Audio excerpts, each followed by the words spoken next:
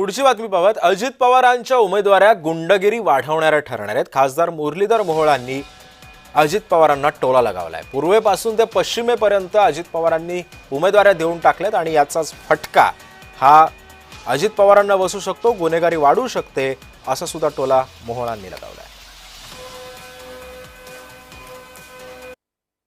राष्ट्रवादी काँग्रेस बरोबर देखील आम्ही त्याच्यामध्ये बरोबर काही जागा लढवतोय।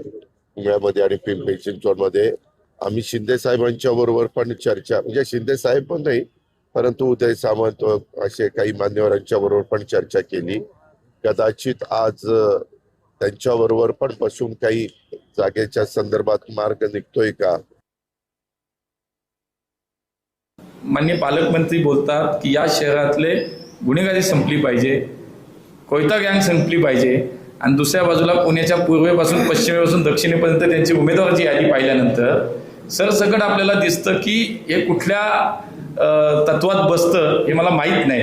नक्कीच मला असं वाटतं की शेवटी राजकारण्यांनी, सत्ताधाऱ्यांनी या शहराच्या कायदा सुव्यवस्था सांभाळण्याची जबाबदारी स्वतः पहिली आमची आहे आणि त्यामुळे खरं तर कोण कोणाला दिली आहे तुम्ही नीट तपासा।